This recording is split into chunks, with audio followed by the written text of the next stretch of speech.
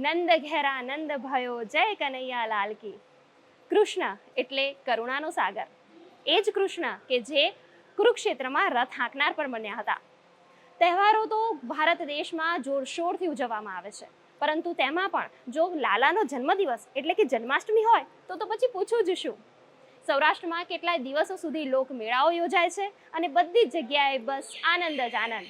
તો ચાલો આજે આપણે ઝાંખી કરાવીએ કૃષ્ણ જન્મોત્સવની ઉજવણીની।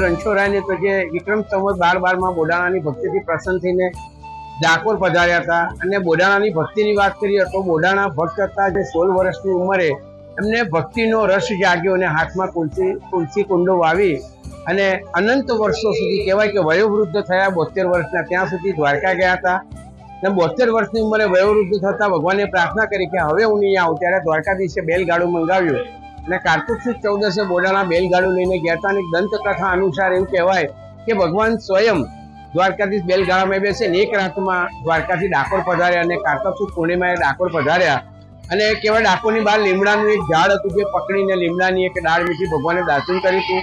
તો મથુરામાં ભગવાનનો જન્મ થયો, દ્વારકામાં ભગવાનનો નિવાસ થયો અને છેલ્લે કળિયુગની અંદર એ રાજાધિરાજ રણછોડરાય ભગવાન એક ભક્તના ત્યાં ભગવાન ડાકોરમાં પધાર્યા, ત્યાંથી ડાકોરનો પણ વિશેષ મહિમા રહ્યો છે। ડંક ઋષિનો આશ્રમ એટલે કે ગોમતી ઘાટ ઉપર આજે પણ ડંકનાથ મહાદેવ જ્યાં છે ત્યાં આગળ ડંક ઋષિનો આશ્રમ હતો અને આ ડંકપુર એટલે કે ડાકોર ગામ પહેલા ડંકપુર તરીકે પ્રખ્યાત હતું। પણ આ ફેરી પોલીસ તંત્રના સહયોગથી દર્શનની ખૂબ સુંદર વ્યવસ્થા ગોઠવવામાં આવી છે। શક્ય હોય ત્યાં સુધી બધાને દર્શનનો લાભ મળી શકે એ માટે મંદિર દરવાજા બહાર પણ એલઈડીની પણ વ્યવસ્થા અને ટીવીની વ્યવસ્થા પણ કરવામાં આવી છે।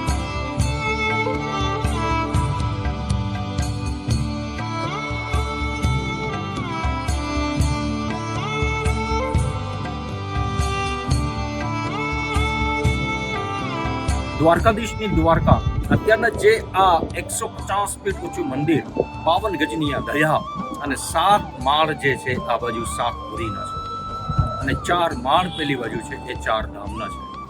દ્વારકાધીશ અહીંયા રાજા હતા, રાજાને રોજ રાજાની જેમ લાડ લડાવીએ છીએ। રોજના 11 વખત ભોગ, 4 વખત આરતી, પીળા પાન, કેસરના શરબત, 2 વખત પાસા રમાડવા અને હલેણું ગાઈને ભગવાનને પોઢાડવું।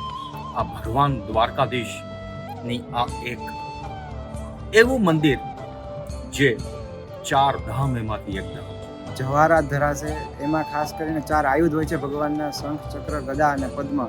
એમાં બધા એમાં માણેક, હીરા, પન્ના, વિવિધ પ્રકારના બધા આભૂષણો હશે। સાથે સાથે ચાકદાર વાઘો છે પ્રભુનો, કેસરી રંગના વસ્ત્રો છે, તો એ બધા વૃંદાવન ધામમાં તૈયાર થાય છે, જેના ઉપર 1.5-2 મહિના સુધી 20-25 કારીગરો મહેનત કરે છે અને એમની મહેનત એ જ હોય છે કે પ્રભુ જે કે કૃષ્ણ ભગવાન છે, કૃષ્ણ બિહારી છે, એ ખૂબ જ સુંદર લાગે, એ જ ભાવથી અને એ જ પ્રકારની મહેનતથી એ લોકો વસ્ત્રો તૈયાર કરે છે।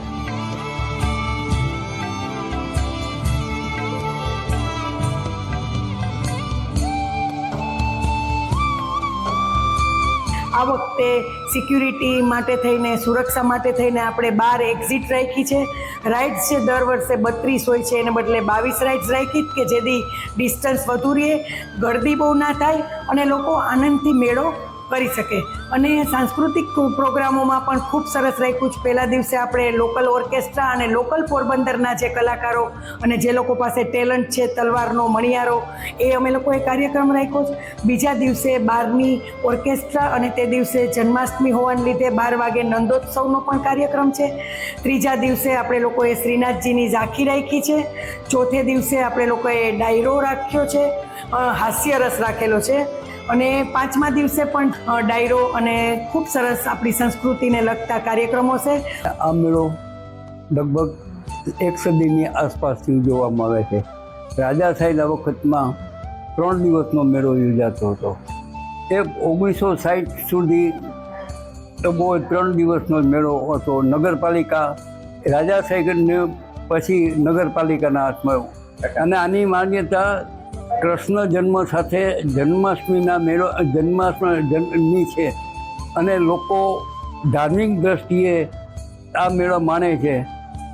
સાથોસાથ પોરબંદર કૃષ્ણની બાળ મિત્ર સુદામાની આ ભૂમિ હોય એટલે તેના બાળ સ્મરણો યાદ કરે છે. પોરબંદર રાજ્યના વખતમાં મેળામાં રમતગમતો થતી, ખાસ કરીને ઘોડેસવારી વધારે હતી. ગુડ ન્યૂઝ ગુજરાત માટે ગુડ ન્યૂઝ ટીમનો રિપોર્ટ.